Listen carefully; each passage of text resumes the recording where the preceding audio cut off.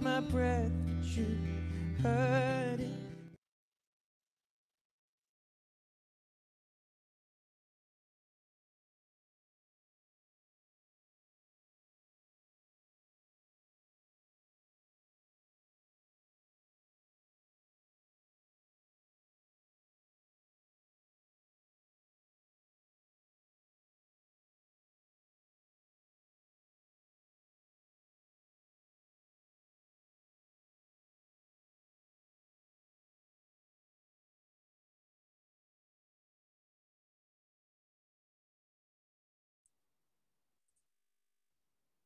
Oke, selamat sore teman-teman, sudah 15.05. Kita mulai acaranya ya. Sebelumnya ini suara saya terdengar jelas? Oke, semoga terdengar jelas ya. Kalau misalnya nanti ada suara, kalau suara saya atau suara Mas Wadid kurang terdengar jelas, bisa nanti raise hand atau nanti ketik pesan di message, di fitur message untuk memberitahu kami kalau ada kendala teknis. Oke, langsung aja kita mulai acaranya ya. Assalamualaikum warahmatullahi wabarakatuh. Sebelumnya terima kasih banyak untuk teman-teman yang menyempatkan waktunya datang ke menghadiri Zoom meeting pada sore hari ini. Kalau mau open cam boleh loh, biar kita bisa saling melihat. Kami akan sangat menganjurkan dan sangat mengapresiasi yang mau open cam. Mas Wadid juga kalau mau open cam, mau mulai open cam boleh loh Mas. Oke, selamat sore Mas. Sore Mbak. Oke, ini saya record ya meetingnya ini. Teman-teman yang mau open cam juga boleh loh ini. Mas Wadid dan saya udah buka cam. Jadi sebelum mulai saya bacakan dulu susunan acaranya. Jadi pertama nanti akan pembukaan. Oh halo Kak Lina Mustika, terima kasih sudah open cam. Jadi susunan acaranya yang pertama nanti ada pembukaan. Kemudian yang kedua nanti langsung kita masuk ke presentasi dari Mas Wadid. Jadi nanti kalau kalian memiliki pertanyaan bisa disimpan dulu, nanti bisa ditanyakan pada sesi tanya jawab yang akan dilakukan setelah sesi presentasi berakhir. Nah, untuk sesi tanya jawabnya, bagi kalian yang ingin bertanya bisa menggunakan fitur raise hand yang bisa kalian temukan di bagian bawah. Bisa raise hand nanti akan saya pilih yang siapa yang raise hand duluan, kemudian setelah ditunjuk kalian bisa open cam dan open mic untuk kemudian menyampaikan pertanyaannya secara lisan kepada Mas Wadid gitu. Nanti sebenarnya tidak ada batasan untuk berapa pertanyaan yang bisa ditanyakan, jadi kalau mau bertanya lebih dari satu pun juga boleh. Nanti untuk 3 pertanyaan menarik akan mendapatkan giveaway dari tentang pustaka. Kemudian setelah sesi tanya jawab terakhir, kita akan sampai ke sesi pengumuman pemenang challenge foto dari yang sudah teman-teman kumpulkan ketika mendaftar webinar ini, dan juga akan diumumkan pemenang giveaway dari 3 pertanyaan itu. Jadi nanti akan ada 6 nama yang disebutkan. Dan setelah sesi pengumuman pemenang nanti akan ada penutup dan sesi foto bersama. Jadi diharapkan kalau sekarang nggak mau open cam nggak apa-apa, tetapi nanti kalau ketika sesi foto bersama diharapkan semuanya bisa open cam supaya kita bisa mengabadikan momen luar biasa ini. Nah, itu saja. Mas Wadid sudah siap presentasinya atau mau dimulai dulu? Siap, Mungkin nyapa-nyapa apa? Mantap. Oke. Oh, ini ada satu lagi saya admit dulu. Oke. Bisa dimulai Mas, silahkan. Bisa dibuka. Baik. Selamat sore teman-teman. Terima kasih sudah membaca buku perdana saya, kategori non-fiksi, judulnya Sila ke-6 Kreatif Sampai Mati. Yang mungkin ini memang bukunya cukup lama ya produksinya, dan memang sudah diterbitkan beberapa tahun yang lalu, sekitar 6 tahun yang lalu kalau nggak salah. Tapi tahun ini memang kita coba merilis versi pemutakhiran, artinya ada beberapa penambahan bab dan revisi dari buku sebelumnya. Nah, di sesi kali ini saya coba berbagi tentang pengalaman dan pemanfaatan kreativitas dalam karir yang saya lalui, yang mungkin juga bisa teman-teman aplikasikan juga di jalur karir kalian.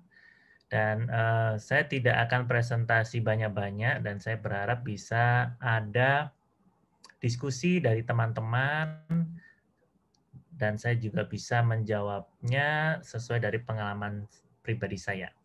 Saya coba mulai share screen-nya.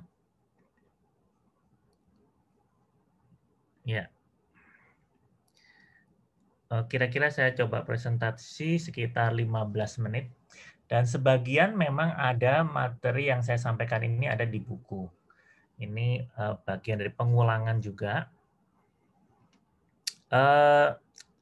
Cerita sekilas dulu tentang buku Kreatif Sampai Mati.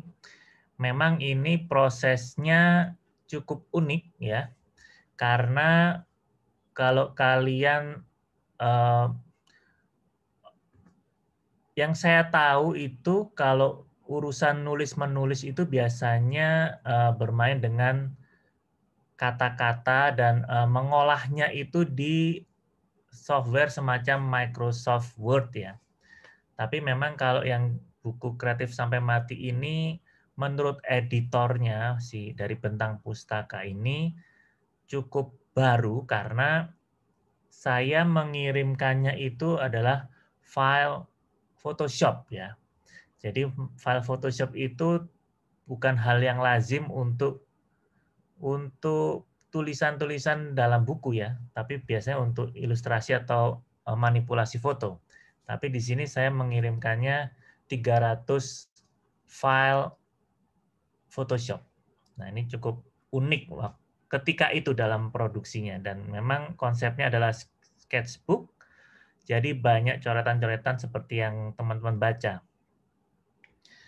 Dan kalau kita definisikan memang kreatif itu sangat luas, tapi buat saya ini menjadi jawaban paling utama ya dalam hal ketika kita menyelesaikan sebuah permasalahan. Nah, di sini saya memanfaatkan pola pikir kreatif dalam berkarir.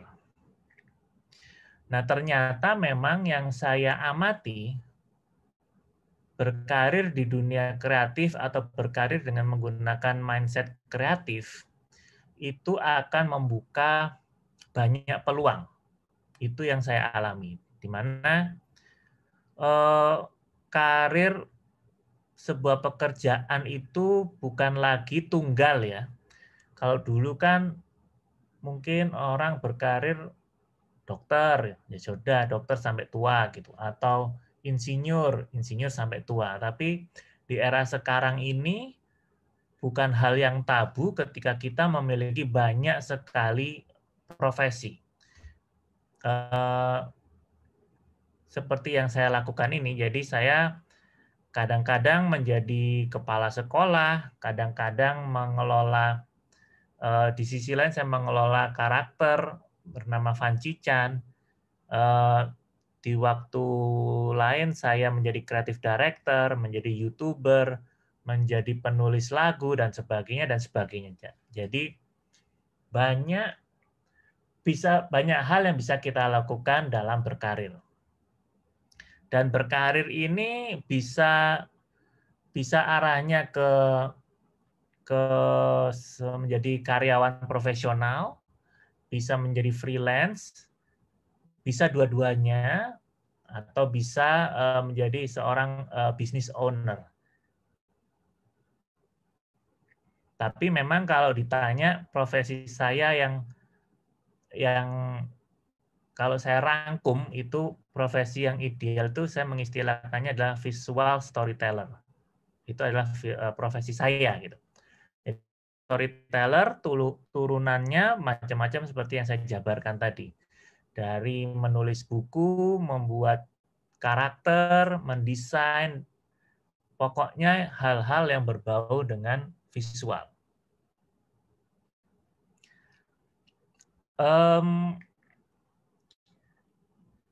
Di sisi lain memang kesibukan saya juga mengelola, ya ini proyek terbaru saya juga yang saya bahas di buku saya, mengelola SMA namanya Hilomotion High School. Berangkat dari cita-cita saya ketika masa SMA saya, di mana seni dan budaya itu cuma 2 jam per minggu. Nah, akhirnya saya bisa merealisasikan SMA yang memiliki seni dan budaya itu 20 jam per minggu. Dan ini semua bisa muncul karena pengalaman pribadi. Karir awal saya itu memang bergelut di bidang animasi ya. Itu tahun 2000. Karir saya itu berangkat dari saya diterima di Trans TV dan alhamdulillah itu tidak pakai jalur formal tes yang kalau dulu Trans TV itu memang terkenal kalau tes itu bisa ke Senayan gitu, bisa ratusan ribu orang ikutan tes untuk diterima di organisasi Trans TV. Tapi saya alhamdulillah bisa mendapatkan jalur khusus. Jadi langsung diterima. Dilamar istilahnya ya. Kalau kita biasanya ngelamar, ini dilamar. Karena apa? Nah, ini juga karena kekuatan dari visual yang saya buat tadi. Jadi akhirnya mereka tertarik dari animasi pendek saya dan akhirnya saya bisa direkrut. Nah, disinilah karir saya dimulai. Saya 24 jam atau bertahun-tahun saya memang akan berhadapan dengan layar, berhadapan dengan gagasan yang harus dituangkan dalam gambar dan untuk dinikmati oleh banyak orang. Ini pekerjaan atau rutinitas yang harus saya lalui. Dari situ muncullah sebuah portfolio. Nah, jadi kalau kita ngomongin bisnis kreatif, salah satu syarat utamanya adalah portfolio seperti ini, di mana orang identitas kita, kalau di pembahasan saya di buku di bab terakhir memang harus ada istilahnya itu prototype ya.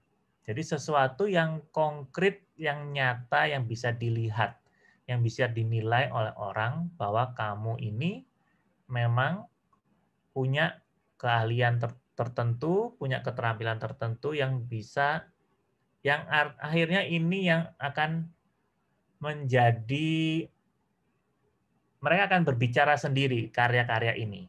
Itu yang saya lalui.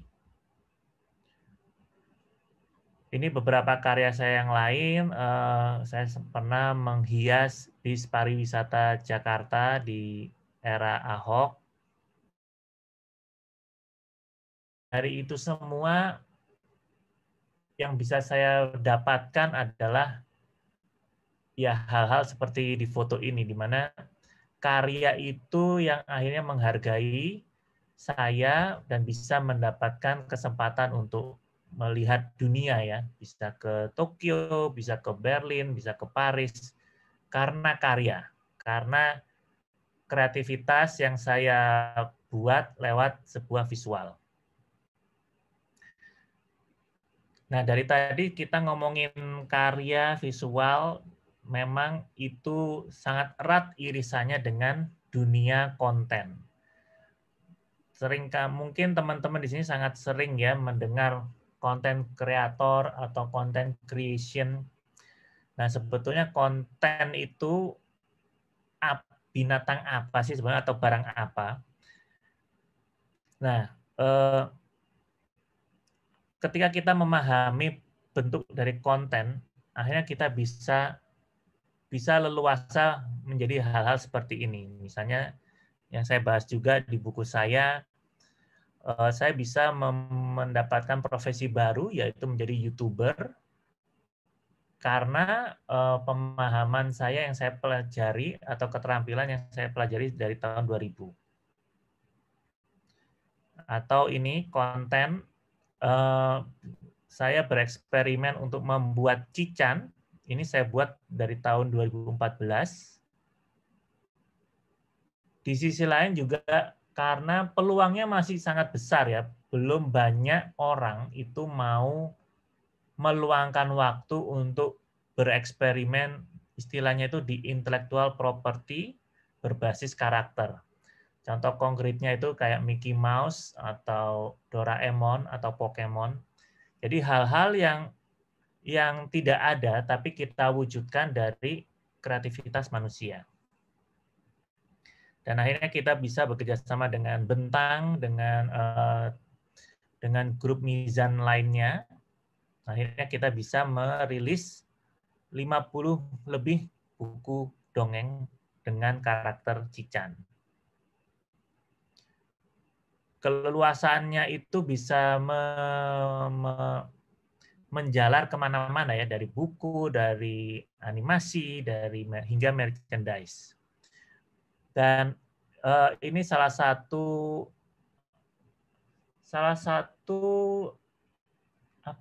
tolak ukur di mana sebuah karakter yang kita kembangkan itu bisa diterima oleh masyarakat dengan adanya istilahnya itu UGC ya, atau User Generated Content, di mana konten-konten yang kita buat itu tidak satu arah, tetapi konsumen itu seperti merasa memiliki, dia merasa menjiwai ya karakter yang saya buat. Dan akhirnya mereka mengekspresikan ulang lewat gagasan-gagasan mereka. Jadi bisa sampai sekuat ini bentuk-bentuk visual kreatif kita bisa mempengaruhi orang. Nah, tentunya kita mempengaruhinya ke arah-arah yang positif ya. Kita menggiring mereka ke arah-arah positif.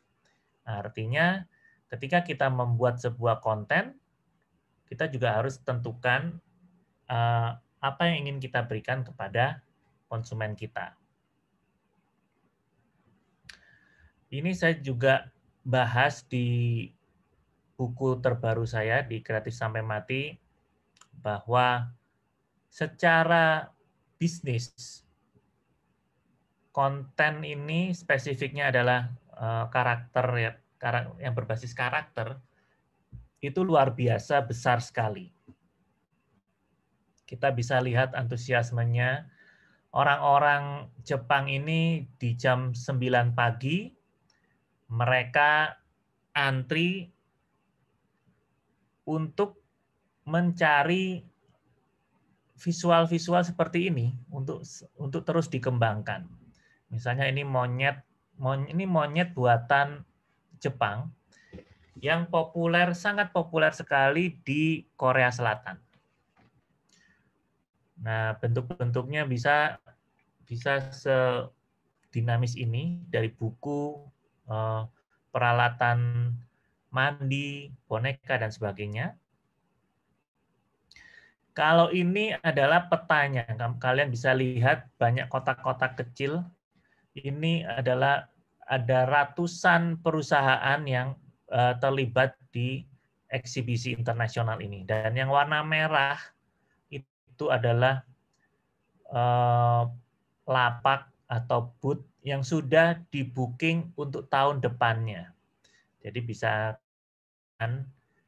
baru sehari saja sudah hampir setengah lapak itu laku untuk dilaksanakan di tahun berikutnya.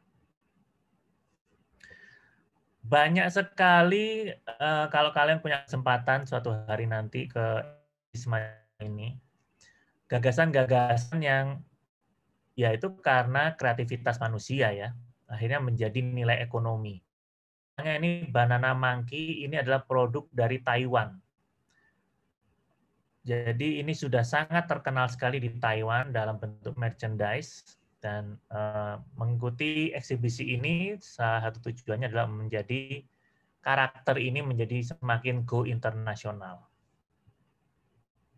Atau ini ada Hand Spinner Man. Ini aku zoom ya. Ini tokoh superhero yang berharap ada investor yang ingin mengembangkan Hand Spinner Man ini. Ini yang menarik adalah ini dibuat oleh anak Indonesia yang kebetulan memang sudah lama tinggal di Tokyo. Nah, dia punya gagasan tentang Hand Spinner Man. Jadi apapun bentuknya atau wujudnya, mulai dari spinner man atau tadi monyet, atau bahkan yang ini adalah pisang yang bisa hidup, itu semua bukan hal yang apa ya, ini semua batasnya hanya kreativitas manusia ya, limitnya di situ. Dan mungkin saya juga bagi juga di buku bahwa misalnya Pokemon saja bisa menghasilkan 150 triliun rupiah dalam 10 tahun pengembangan karakter tersebut. Nah, ini adalah bukti-bukti nyata dari peluang-peluang konten visual kreatif. Ini yang tadi saya sebutkan, Pokemon penghasilannya 10 tahun itu 150 triliun rupiah. Dan ini hanya ada di kreativitas manusia. Jadi yang kalian butuhkan adalah sebetulnya 3 ini. Yang pertama adalah perbanyak lagi pengetahuan kalian. Pengetahuan itu bisa dari membaca buku atau jalan-jalan atau ya browsing internet. Perkaya tidak hanya satu jurusan saja atau satu ilmu saja, tapi terus haus untuk membaca atau mengetahui hal baru. Tetapi tidak berhenti di situ saja, kalian juga terus cari pengalaman, berani untuk mengikuti pengalaman-pengalaman baru ya. Dan semua itu akhirnya menghasilkan kreativitas. Jadi kreativitas ini diharapkan ini bisa membuat kayak ini bentuk kucing atau bentuk roket, adalah pola-pola baru sebetulnya. Tapi pola-pola baru ini nggak akan muncul kalau kamu tidak punya 2 hal tadi ya, pengalaman dan ilmu pengetahuan. 5 menit lagi. Jadi seperti yang saya bahas juga di buku, ini adalah keterampilan yang saya pelajari sejak SD. Jadi saya merasa ini keterampilan yang mengasihkan bagi saya. Ini buku bahasa Indonesia saya. Jadi saya suka dari buku bahasa Indonesia, buku matematika. Biasanya halaman-halaman itu saya manfaatkan untuk membuat cerita. Saya paling suka menghibur pembaca, menghibur teman-teman kelas saya dengan imajinasi saya. Akhirnya muncullah gambar-gambar ini. Sebagian 50% itu adalah inspirasinya dari teman-teman satu kelas. Misalnya kayak ini dari 6 sekawan. Ini adalah teman-teman saya sendiri. Kebetulan kelas saya ini kelas yang cukup dikenal nakal ya, karena 6 orang ini. Tapi saya bisa menggiring 6 orang ini menjadi seolah-olah bukan anak nakal, tetapi menjadi tokoh utama. Yang akhirnya mereka merasa terapresiasi dan saya bisa menjadi teman buat mereka. Nah, keterampilan itu akhirnya seperti yang tadi saya utarakan, akhirnya saya banyak belajar hal yang baru, tidak hanya ilustrasi, tetapi di sini saya belajar desain, saya belajar logo, belajar warna, banyak hal-hal baru yang saya pelajari, walaupun itu satu keilmuan ya. Sampai kop surat apa ini? Kop surat resmi sekolah saya itu bisa saya desain. Itu sebuah privilege yang jarang ketika era saya di masa SMA saya. Dan ya prestasi saya SMA saya itu SMA 3 Malang waktu itu. SMA yang cukup terkenal pintar-pintar di akademik, tapi saya di situ merubah goal saya karena saya yakin saya sangat kalah bersaing dengan teman-teman saya yang lebih jago dalam hal akademik. Jadi prestasi yang paling membanggakan saya sampai saat ini adalah foto ini, yaitu satu-satunya siswa yang boleh menggambar alien di belakang meja guru hanyalah saya sendiri. Nah, saya harap teman-teman juga bisa terinspirasi dari pengalaman-pengalaman saya. Artinya ada keberanian sebetulnya di situ ya. Jadi bukan yang kalian tawarkan itu bukan gagasan yang hebat, tetapi kamu tuh berani nggak untuk mengutarakan gagasan itu. Sementara itu dulu presentasi dari saya. Saya harap ada teman-teman di sini yang mulai tergelitik untuk bertanya. Terima kasih, Mbak. Terima kasih banyak Mas Wadid atas presentasi yang keren tadi. Nah, bagi teman-teman yang memiliki pertanyaan untuk Mas Wadid terkait bisnis kreatif, kreativitas atau apapun itu, bisa langsung menggunakan fitur raise hand. Kemudian nanti setelah ditunjuk bisa open mic dan open cam untuk mengajukan pertanyaannya.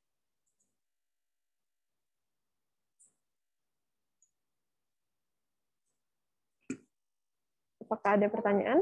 Kalau nggak saya yang nanya nih. Oh, ada Kak Ira. Oke, Kak Ira silakan bisa open cam dan open mic. Halo. Halo, selamat sore Kak Ira. Silakan pertanyaannya. Ya, selamat sore untuk Mas Adit. Mas Adit, ini kan saya sebetulnya udah sering banget ikut seminar Hello Fest, terus sering banget datang. Jadi Hello Motion, Hello Fest saya sering ikut juga. Terima kasih atas kesempatannya hari ini. Yang mau saya tanyakan adalah biasanya mitosnya katanya semakin bertambahnya umur, kreativitas akan semakin menghilang. Karena mungkin karena kita lebih fokus kepada pelajaran akademik dan sebagainya. Nah, sebenarnya gimana sih cara lebih mengasah untuk kreativitas itu sendiri, Mas Wadid? Terima kasih. Terima kasih Mbak Ira atas pertanyaannya. Mas Wadid, ini mau dikumpulkan dulu pertanyaannya atau langsung dijawab satu persatu? Kumpulin dulu, Mbak. Dikumpulkan dulu, oke baik.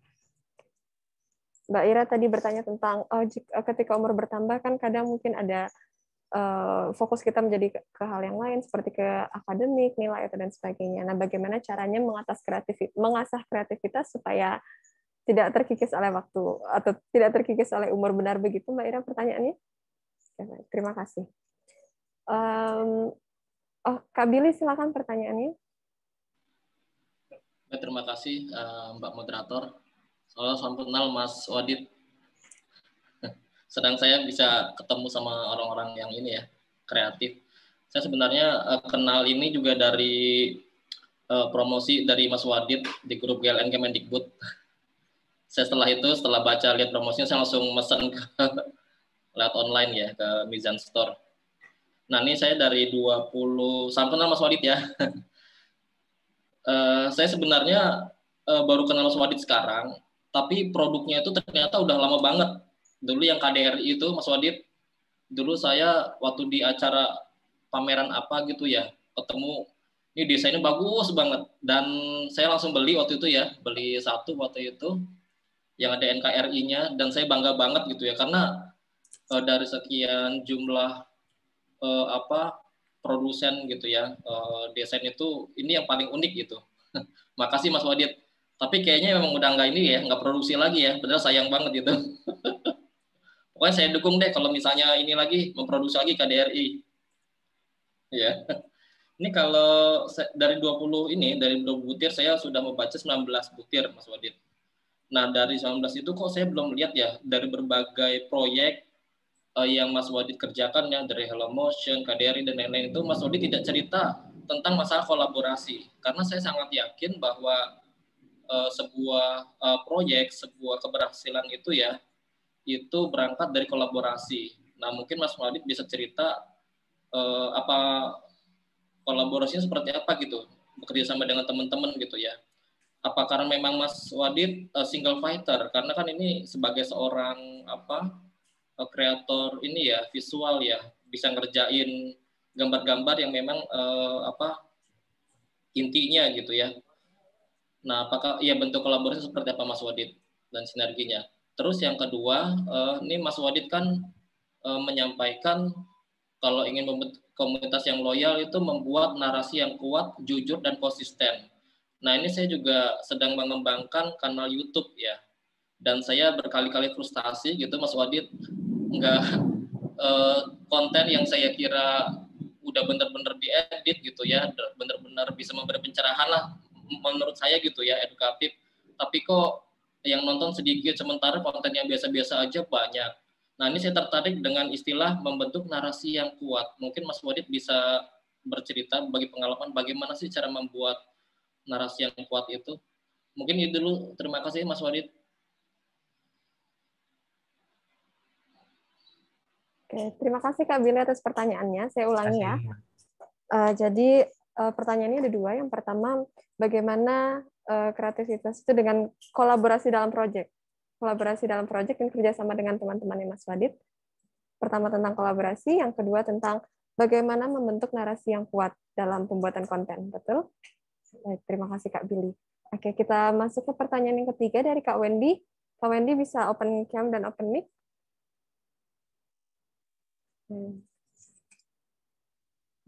Halo, kok masih ter-unmute? Masih ter-unmute? Termute. Oke, baik, sudah. Yuk, salam kenal Mas Adit. Ya, kalau dengar cerita Mas Adit yang kecilnya mulai kecil sudah mulai senang gambar, sebenarnya saya juga seperti itu. Cuman saya ini sejak bekerja, karena bekerja itu sudah di luar udah di luar bidang kreatif lah. Jadi pekerjaan saya di konstruksi. Nah itu kadang kepikiran untuk pengen ngeluarin lagi passion gambar kita untuk kreativitas, untuk gambar, untuk ilustrasi. Namun apa ya? Ya sering banyak ganjelan lah. Nah sebenarnya ada nggak sih kiat-kiat untuk kita tetap mengasah kreativitas kita gitu loh, agar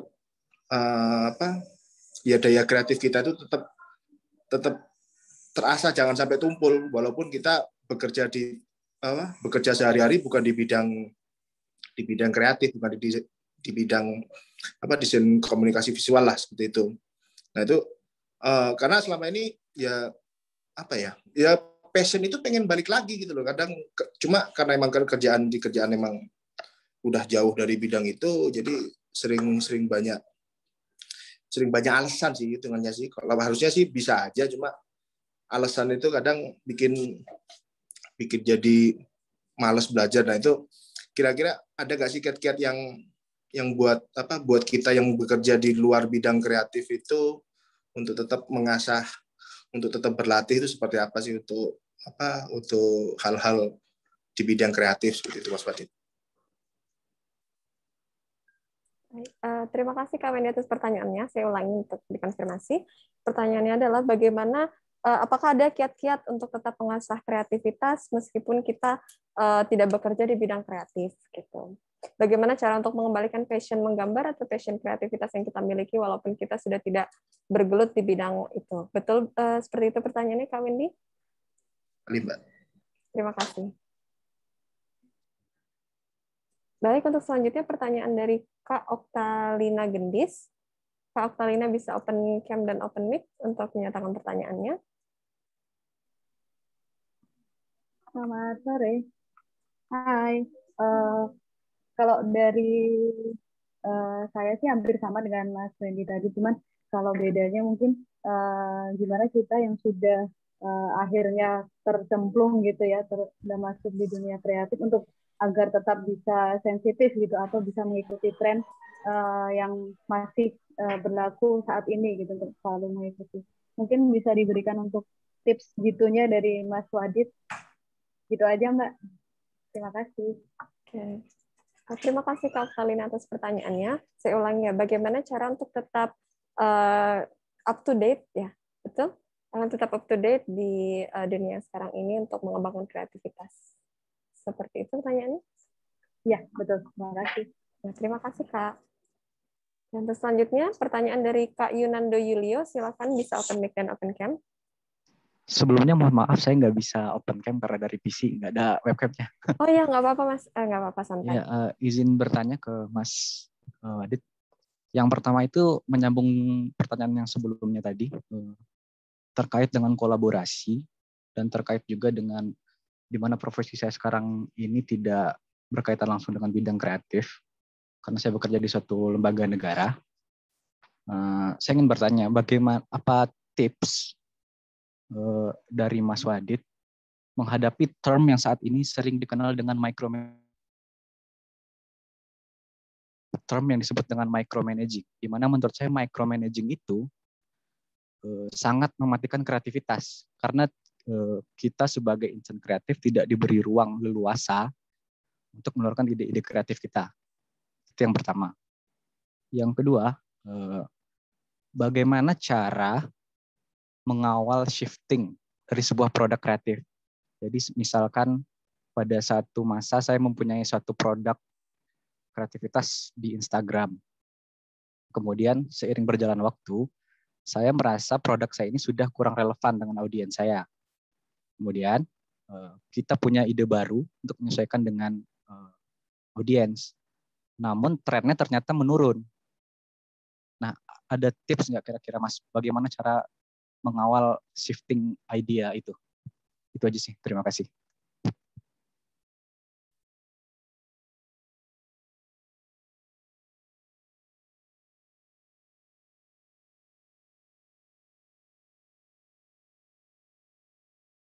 Sementara itu dulu ya Mbak ya.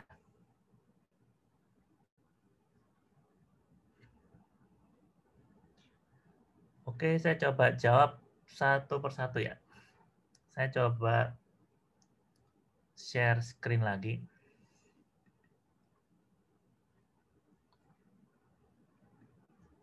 Ya. Semoga kelihatan. Yang pertama, ya ini ya, Mbak Ira. Jadi udah sering ikut Hello Fest, Hello Motion, terima kasih. Nah, bagaimana menjawab mitos semakin berumur, semakin kadang nggak kreatif, kadang harus memilih, dan mempersempit ruang gerak dalam berkarya. Di satu sisi saya mengamini hal itu, di mana dulu saya mengilustrasikan ini saya dulu ya. Dulu ada 3 fase.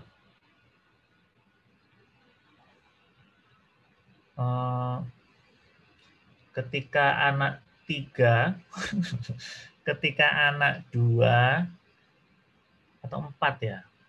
Ini ketika saya single, ketika saya berumah tangga. Ini memiliki banyak tantangan yang berbeda-beda ya. Kalau single ini saya bisa sangat 100% itu mengeksplorasi gagasan-gagasan saya, semakin liar gitu ya. Kalau ketika saya berumah tangga, tapi belum punya anak, HelloFest ini kita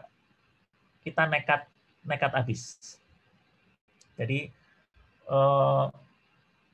mungkin karena banyak egonya tinggi, juga punya tenaga yang besar, masih muda gitu. Kita itu menghadapi 40.000 orang itu enjoy saja. Dengan resiko yang waktu itu sangat tinggi sekali. Ketika itu mengadakan, kita butuh hampir 1 miliar rupiah, tapi kita nggak punya uang waktu itu. Tapi nggak tahu caranya gimana, ada aja yang kita bisa dapatkan sponsornya. Nah, itu juga mungkin saking gigihnya kita di era-era masa muda itu. Nah, ketika saya punya 2 anak, HelloFest secara kebetulan juga saya rubah. Saya akhirnya pingin, di sisi lain faktor kenapa HelloFest itu ramai itu karena ada satu acara namanya cosplay, yang itu magnetnya sangat besar untuk mengundang banyak orang. Tetapi di situ kita review lagi, itu sangat menguras energi kita. 40.000 orang dalam 2 hari itu sangat menguras energi kita. Kita akhirnya istilah harus wise ya, apa wise itu dalam bahasa Indonesia itu ya. Bijak, betul, bijak. Harus bijak, harus ya karena faktor umur juga. Dan waktu itu akhirnya HelloFest kita kembalikan ke titahnya, yaitu film dan animasi waktu itu. Karena di masa-masa kita masih muda waktu itu kita terlalu banyak agenda. Nah, tapi ternyata dengan kebijakan itu, karena kita makin bijak, malah untungnya lebih banyak. Nah, itu juga menarik di situ. Jadi waktu yang HelloFest 40.000 orang dibanding dengan yang datang 2 orang atau 5.000 orang, itu lebih untung yang 5.000 orang. Karena sponsornya kurang lebih sama, tapi pendapatan pemasukan kita lebih besar di situ. Dan tidak hanya di HelloFest, ketika saya sekarang punya anak 3, harus ada prioritas-prioritas yang lain. Akhirnya sebetulnya kesimpulannya bukan mengurangi kreativitas kita, malah kita itu ditantang untuk semakin kreatif karena kita banyak semacam problem yang harus kita selesaikan, permasalahan yang harus kita selesaikan, itu semakin banyak dan kita harus ditantang semakin kreatif. Jadi kreatif itu buat saya sih tidak tumpul ya ketika semakin berumur, tetapi kita harus semakin bijak aja. Bijak itu yang akhirnya, kalau saya cerita di buku saya KDRI, tadi nanti saya menjawab untuk pertanyaan berikutnya, KDRI akhirnya saya hibernasikan karena menurut saya pendapat secara bisnis ini tidak perform lagi. Kalau di era saya dulu waktu masih muda, ngegasnya tuh makin kenceng, laku nggak masalah. Tapi pelajaran yang saya dapatkan, dengan bertambahnya umur kita bisa mendapatkan belajar menjadi bijak, itu juga nggak kalah pentingnya, dan itu tidak mengurangi untuk kreativitas. Saya harap itu bisa menjawab. Berikutnya,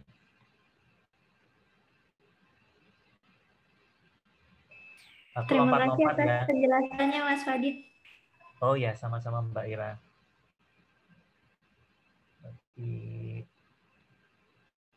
yang ini ya. Dari Mas Billy, terima kasih sudah tahu KDRI sejak dulu. Nah, ngomongin tentang kolaborasi kok tidak muncul di buku saya. Sebetulnya apa yang saya lakukan itu sistemnya sebagian besar adalah kolaborasi. Misalnya KDRI.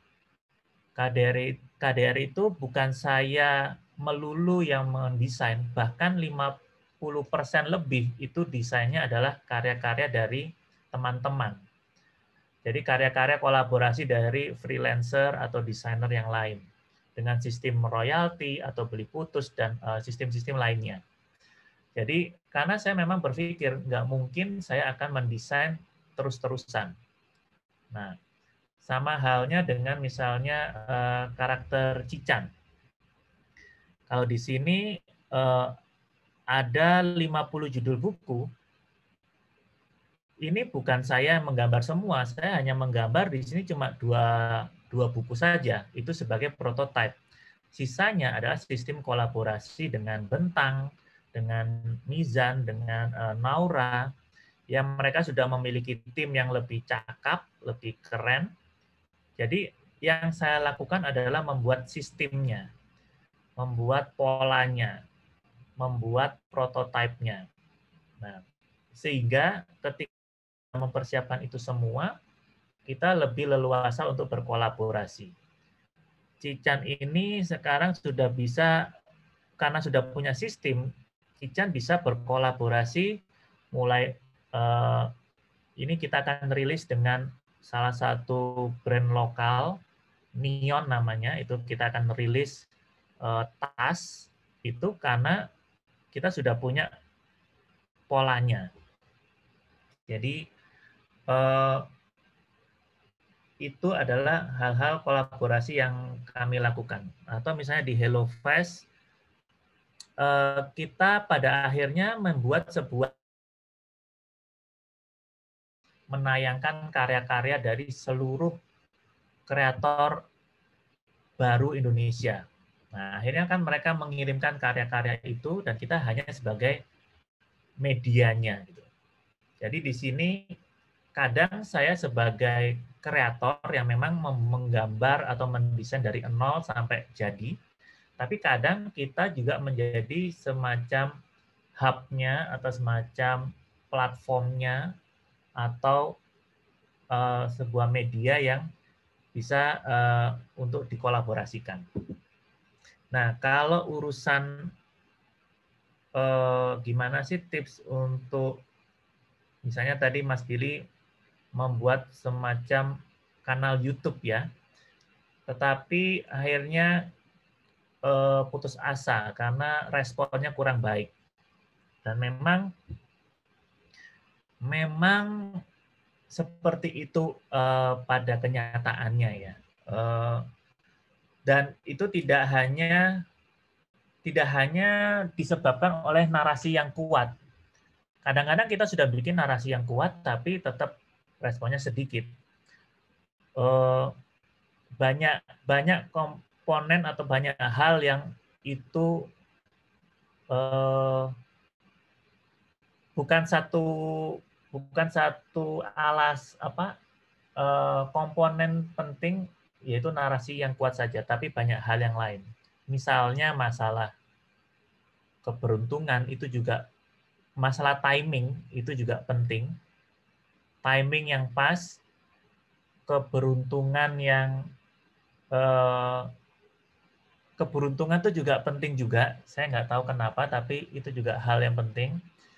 Dan sistem yang sudah siap dan hal-hal lainnya. Misalnya kayak studi kasusnya YouTube saya misalnya. YouTube saya membuat YouTube itu tahun 2014.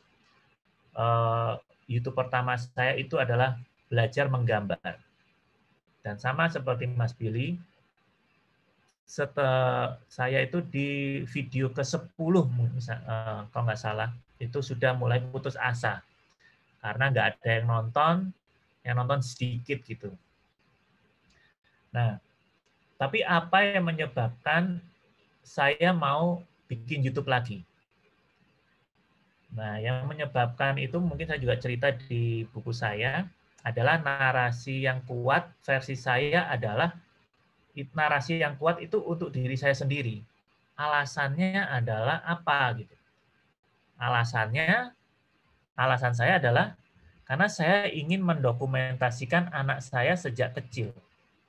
Itu alasannya. Narasinya untuk saya agar saya memang mau melakukannya gitu.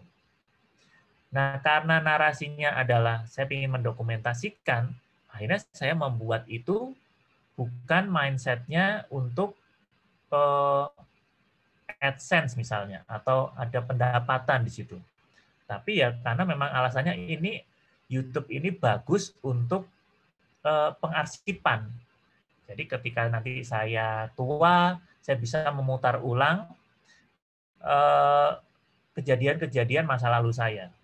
Nah, itu yang membuat saya terus mau ngedit malam-malam ngebelain, dan waktu itu saya mendapatkan semacam informasi bahwa ada golden moment di mana anak-anak itu nggak bisa lagi, ya nggak bisa diulang lagi. Nah, itu kan momen-momen penting yang harus saya abadikan.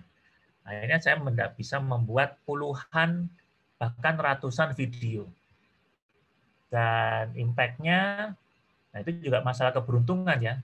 Di video ke-30 kalau nggak salah, ketika saya menyebarkan video tentang lomba band, drum band, itu ke WhatsApp grup ibu-ibu, nah itu mulailah naik traffic-nya.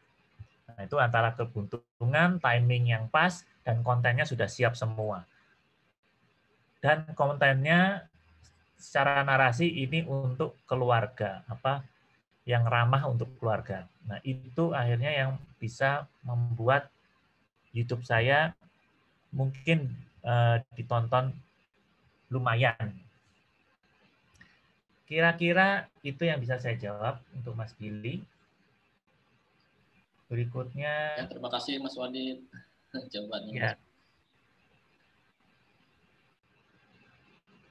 Mas Wendy, apa kabar? Ini teman di Instagram. Oke, Mas Wendy ternyata suka menggambar, saya baru tahu. Dan karena kerja di konstruksi, jadi apa ya, hilang gitu ya momen-momen untuk suka menggambarnya. Nah, balik lagi kalau saya itu sistemnya adalah 80% adalah dapur, ngebul, dan 20% ini adalah eksperimen yang kemungkinan gagal tinggi. Nah, jadi pastikan 80% ini mungkin memang Mas Wendy fokusnya di profesi di konstruksinya. Nah, tapi di 20% itu coba luangkan waktu untuk bereksperimen. Ini bisa macam-macam ya, bisa untuk sekedar hobi, bisa untuk mengekspresikan, karena memang butuh ruang untuk hal itu, untuk ego kita, eksistensi kita, untuk balance sebetulnya. Syukur-syukur kalau memang hobi itu menghasilkan, tetapi balik lagi kalau dari saya 20% itu adalah eksperimen yang pasti kemungkinan gagalnya tinggi. Jadi ketika itu sudah ekspektasi ke situ, ketika memang gagal itu kecewanya sudah diminimalisir. Jadi memang nggak semua harus hobi itu jadi profesi ya. Semua itu kembali lagi ke masalah tadi, prioritas, pengalaman. Yang penting kita bisa mengekspresikan, kan itu cukup buat kita, untuk kita happy. Kreativitas itu kan juga sebenarnya untuk kita sebagai manusia itu balance gitu sebetulnya, untuk kita makin happy sebagai manusia. Jadi nggak semua harus kita konotasikan ke uang atau profesi atau kalau itu bisa menjadikan semacam membuat hati kita senang, itu juga lebih baik juga. Jadi saya harap Mas Wendy bisa meluangkan waktunya 20%, tapi pastikan dulu dapurnya terus ngebul. Nah, 20%-nya itu bisa bereksplorasi, dan itu yang saya lakukan di KDRI, di Cican, itu semua berawal dari 20%. Dan ya kebetulan sih bisa menghasilkan nilai ekonomi baru buat karir saya. Demikian untuk Mas Wendy. Ya, terima kasih banyak, Mas. Siap. Berikutnya Mas Yunanto, ini nggak ada mukanya, jadi saya gambar laptop.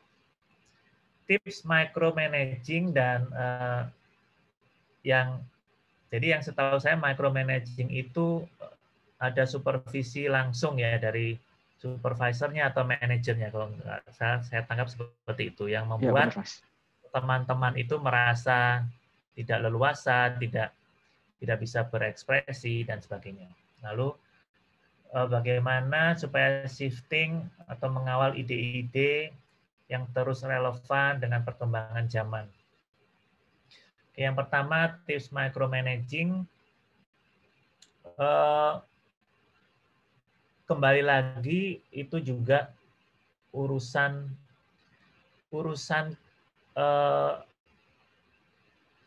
bukan di sistemnya ya, tapi ke selera manusianya, ke selera manajernya. Jadi bisa jadi micromanaging itu baik, bisa jadi micromanaging itu buruk, tergantung dari manusianya menurut saya. Misalnya gini, dulu saya sistem micromanaging itu sudah saya rasakan ketika misalnya saya bekerja di Trans TV. Di Trans TV itu saya di bagian promosi, alurnya itu produser, di bawahnya itu saya sebagai creative designer. Tugas saya adalah membuat visual-visual untuk mempromosikan materi baru atau tayangan baru. Di atasnya lagi itu langsung bosnya langsung. Kalau teman-teman mungkin pernah dengar Khairul Tanjung itu kan ownernya Trans TV ya. Itu malah super duper micromanaging itu. Di mana semua tayangan itu harus lewat dia. Bisa kalian bayangkan semua tayangan itu harus lewat dia untuk disupervisi. Tapi itu menjadi pilihan ya. Itu padahal itu dunia kreatif ya. Tapi itu menjadi pilihan. Nah, kalau yang saya lakukan adalah saya harus saya harus bisa beradaptasi dan bisa fleksibel. Pertama, kalau saya bekerja di sebuah perusahaan, ya saya harus perform dan memastikan saya tetap berkualitas dalam output-nya. Output-nya dalam bentuk animasi dan sebagainya, sesuai dari brief si supervisor saya atau bos saya. Sampai di mana saya tahu selera bos saya itu, kebetulan bos saya itu perempuan. Dia itu pasti paling seneng kalau warnanya pink, ada berliannya, ada tulisan-tulisannya itu tidak rame. Tapi apa boleh buat, itu adalah yang harus saya lalui, dan menurut sampai di mana saya merasa masih wajar, itu nggak masalah buat saya. Masih aman untuk ditayangkan. Nah itu tadi, buat saya sih yang penting 80% dapur ngebul, nggak masalah, tapi saya masih punya 20%-nya untuk ekspresi saya. Mungkin saya pernah berbagi juga di buku, 20% saya waktu di Trans TV itu saya bikin film pendek sama bos saya, bikin film pendek dengan rekan-rekan divisi lain yang nggak tayang di televisi, tapi itu yang membuat kita merasa keren gitu. Kita bisa mengeksplorasi visual-visual, apalagi kita orang visual ya, kita itu selalu suka bereksperimen special effect baru. Nah, itu saya terapkannya bukan di pekerjaan, tetapi di ekspresi karya-karya di 20% tadi. Nah, untuk shifting ide, memang susah-susah gampang. Ya enggak, yang pasti kita harus sering mendengar ya, banyak mendengar. Makanya kenapa saya punya Hello Fest itu, punya festival animasi dan film pendek, karena saya tuh ingin tahu, saya bisa menjadi orang pertama yang tahu apa sih yang ngetren dari di era saat itu. Kan saya menerima ada ratusan film baru ya, dan itu semuanya karya-karya yang pasti dari pemikiran baru dari peserta. Nah, itu yang membuat saya terus update. Kenapa saya membuat semacam kompetisi, saya punya Hello Motion itu punya kompetisi bulanan, dan saya bisa menerima ribuan karya, dan di situ kita bisa tahu apa sih yang menjadi tren di situ. Nah, itu yang kita pelajari. Itu cara-cara saya, tapi teman-teman juga bisa cari cara-cara yang lain lewat misalnya Google Trend, atau ya dari berita-berita, dari yang pasti sih kita harus update dengan beragam cara, dan kita sudah semuanya itu ada di internet. Mungkin itu, dan terakhir mana ya? Yang terakhir itu sama ya, bagaimana supaya update kalau nggak salah ya. Iya betul, dari Kak Oktalina Gendis. Kurang lebih jawabannya sama, tetapi saya amini itu pasti butuh waktu ya. Kayak saya sekarang saya lagi update tentang TikTok gitu. Ya, saya harus belajar dari nol. TikTok itu berbeda dengan Instagram, TikTok itu berbeda caranya dengan YouTube. Yang mana pada dasarnya semua itu memang untuk kebutuhan perusahaan saya, atau untuk kebutuhan karir saya. Jadi nggak semua tren itu kita ikuti, semuanya yang relevan dengan untuk pengembangan bisnis kita itu yang kita coba pelajari. Misalnya saya punya bisnis juga Hello Motion Academy. Sekarang itu kita lagi shifting ke online semua. Ya, kita belajar dari nol lagi. Bahkan saya sebagai owner harus lebih sering mendengar dari staff-staff saya, karena mereka yang lebih muda, yang lebih tahu. Ya, saya hanya cuma bisa berbagi dari masalah tadi wise-nya, atau masalah mungkin dari strategi hitung-hitungan dan sebagainya. Tapi nggak semua itu harus dari kita, malah info-info terbaru biasanya dari teman-teman lain, atau bahkan dari siswa-siswa kita. Jadi kita jangan ragu untuk mendengar sebetulnya. Kira-kira itu, Mbak, yang bisa saya sampaikan. Terima kasih banyak Mas Wadid atas jawaban-jawaban yang kerennya dari pertanyaan-pertanyaan yang diberikan. Sebenarnya ini ada satu lagi pertanyaan dari Kak Billy Antoro. Tapi karena waktunya tidak cukup, karena sudah mau berakhir, jadi mohon maaf Kak Billy, pertanyaannya tidak bisa di ini. Atau Mas Wadid mungkin mau menjawab sekilas? Ada di chat. Okay. Kalau saya punya beberapa tips agar bisa berpikir kreatif, ada istirahat yang cukup, jangan begadang. Sebetulnya ini cukup saya amini saja, memang benar. Karena kreativitas itu urusannya juga tentang kesehatan ya. Jadi kalau kita nggak fit, nggak sehat, kreativitas juga susah munculnya. Jadi memang menjaga makanan, menjaga minuman, harus istirahat cukup itu juga sangat penting. Karena kalau butuh ilham, butuh ide, itu cari ke suasana tenang, tapi bukan begadang. Intinya itu. Begadang itu merusak sebetulnya. Begitu kira-kira. Terima kasih banyak Mas Wadid atas jawabannya. Terima kasih juga kepada yang sudah bertanya. Karena ini waktunya sudah mau berakhir, jadi kita langsung saja ke sesi berikutnya, yaitu pengumuman pemenang challenge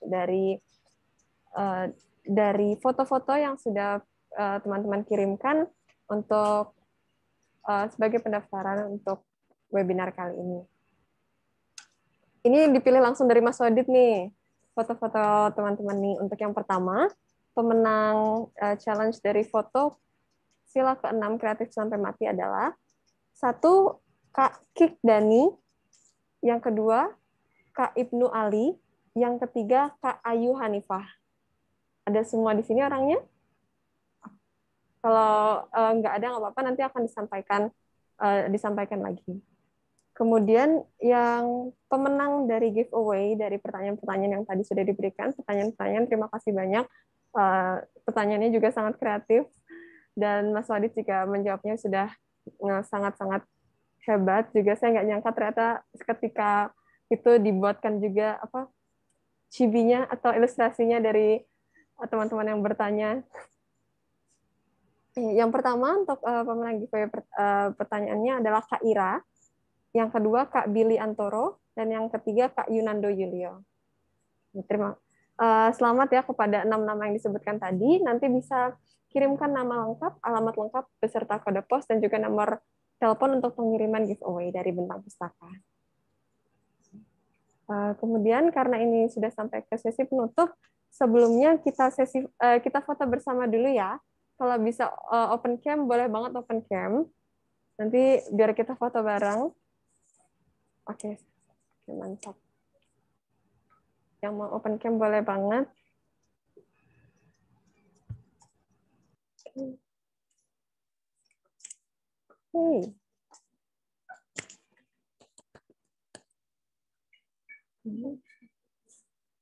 Ya, oke. Ada lagi yang mau open cam? Oke, 5, 4, 3, 2, 1. Oke. Sekali lagi ganti gaya. 1, 2, 3. Oke. Terima kasih teman-teman atas waktunya. Terima kasih banyak sudah menyempatkan waktunya untuk hadir di webinar hari ini. Semoga buku kreatif sila ke-6 ini juga menjadi panduan teman-teman untuk menjadi kreatif selalu ada setiap saat. Bagi yang ingin meninggalkan Zoom meeting bisa meninggalkan sekarang, atau bagi yang mau ngobrol-ngobrol dulu juga semuanya. Terima kasih Mas Wadid. Terima kasih Mas Wadid. Terima kasih. Terima kasih banyak juga Mas Wadid untuk waktunya hari ini dan insight-nya yang sangat-sangat mantap. To carry more than just my secrets, to carry love, to carry children of our own. We are still kids and we're so